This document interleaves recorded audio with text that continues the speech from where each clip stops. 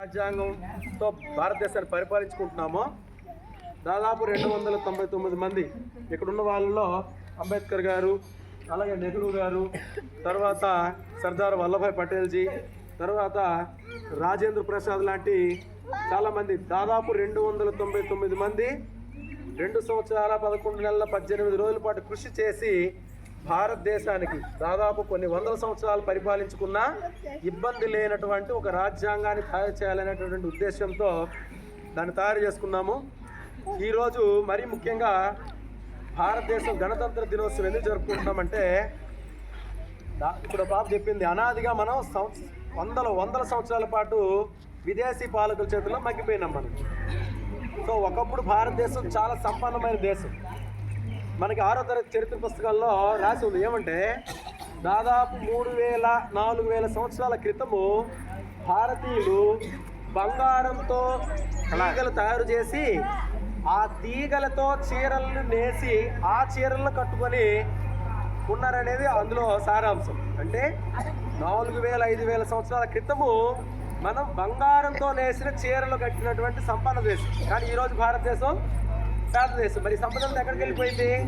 విదేశాలకు తరలిపోయింది.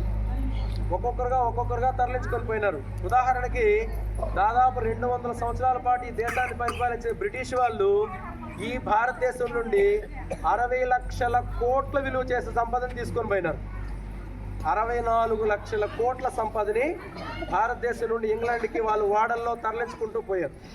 ఆ రకంగా అది చీకేసిన తాటి టెంకలా అయిపోయింది భారతదేశం పరిస్థితి. మళ్ళీ ఈ 75 సంవత్సరాల్లో మనం దాన్ని పునర్నిర్మించుకున్నాము. మీరు టీవీలు చూస్తారు కదా, బాగా చూస్తారా? ఇళ్ళకి వెళ్ళిన తర్వాత ఈరోజు ఒక మంచి పని చేయండి. ప్రస్తుతం భారతదేశంలో ఢిల్లీలో రిపబ్లిక్ డే పెరేడ్ అవుతూ ఉంటుంది. మనం ఇప్పుడు ఇక్కడ ఉన్న టైంలోనే అక్కడ పెరేడ్ జరుగుతూ ఉంది. ఆ పెరేడ్ ఏంటో తెలుసు. దాని అర్థం ఏంటంటే, ప్రపంచానికి భారతదేశం ఒక మెసేజ్ ఇస్తుంది ప్రతి జనవరి 26న. ఆ మెసేజ్ ఏంటంటే, ఇంత ముందు మమ్మల్ని చాలా మంది ఓడించి ఆక్రమించుకొని పరిపాలించారు, ఇక మీద ఆ పప్పులు ఉడకవు.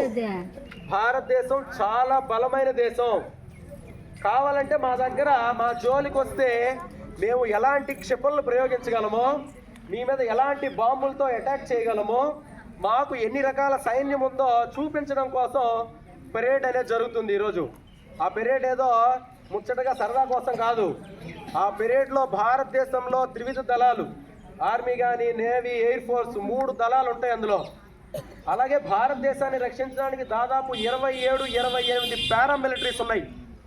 సిఆర్పిఎఫ్ అని, సిఎస్ఎఫ్ అని, బిఎస్ఎఫ్ అని, సశస్త్ర సీమాబల్ అని, అస్సాం రైఫిల్స్ అని, ఇండో టిబెటన్ ఆర్మీ అని, ఇలా 27 రక్షక దళాలు ఉన్నాయి, ఇంకా మిగతా 3 కాకుండా. ఒరే అబ్బాయిలు, మా దగ్గర ఇంత ఆర్మీ ఉంది, ఇంతమంది సైనికులు ఉన్నారు, మా జోలికి వస్తే తాట తీస్తాం అని ప్రపంచానికి మెసేజ్ ఇచ్చేదే పెరేడ్. మనం అనుకుంటాం పెరేడ్ ఏదో అందంగా ముచ్చటగా ఉంది, ఏదో అలంకరించారు అనుకుంటున్నాం మనము. ఈరోజు ఆ పెరేడ్లో వార్ ట్యాంక్స్ని ఇది ప్రవేశపెడతారు.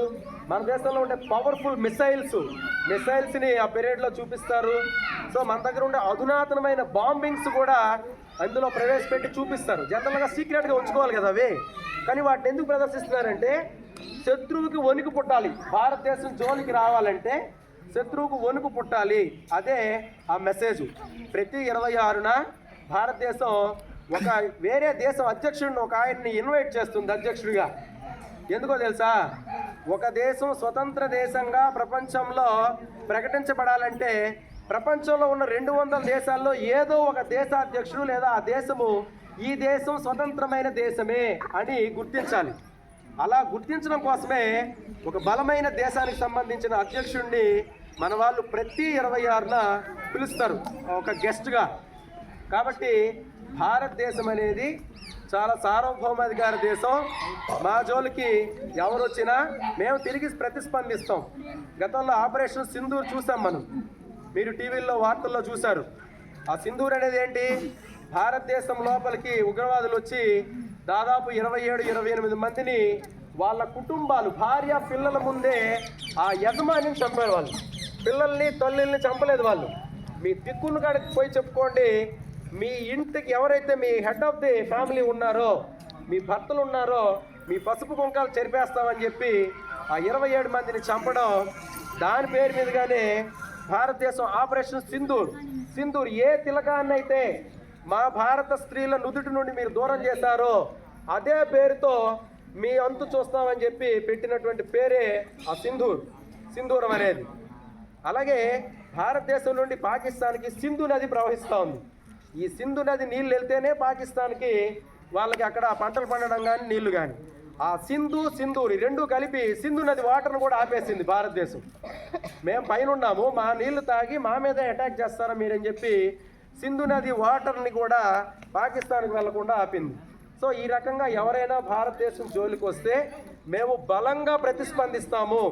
గతంలో లాగా మమ్మల్ని ఆక్రమించేసి 100 సంవత్సరాలు మీరు పరిపాలిస్తే ఊరుకునే భారతదేశం ఇది కాదు అని చెప్పేటటువంటి ఒక గొప్ప రోజే ఈ గణతంత్ర దినోత్సవం.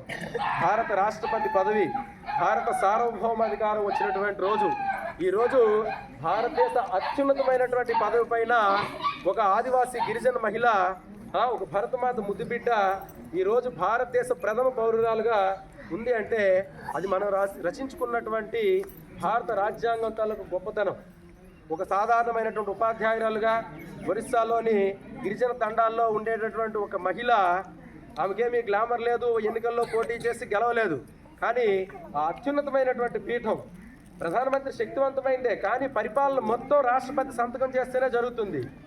ఏదైనా బిల్లు పైన ప్రెసిడెంట్ ఆఫ్ ఇండియా సైన్ చేయకపోతే అది ముందుకెళ్ళదు. భారత ప్రధానమంత్రి ఎంత పవర్ఫుల్ అయినా కానీ చేవరాలు ఉండాల్సింది మాత్రం ప్రెసిడెంట్ ఆఫ్ ఇండియాదే. అలాంటి పదవి ఒక మహిళ ఈరోజు భారతదేశాన్ని నడిపిస్తూ ఉంది. కాబట్టి మీరు కూడా బాగా చదువుకొని ఇంకా భవిష్యత్తులో గొప్పవాళ్ళై ఈ దేశం కోసం అలాగే మీ కుటుంబం కోసం అత్యున్నతమైనటువంటి సేవలు అందించాలని తెలియజేసుకుంటూ, అలాగే మనకి గేమ్స్ అవి జరిగాయి కాబట్టి తదుపరి కార్యక్రమం నిర్వహించాల్సిందిగా రూపస్ కుమార్ సార్ని కోరుతున్నాను.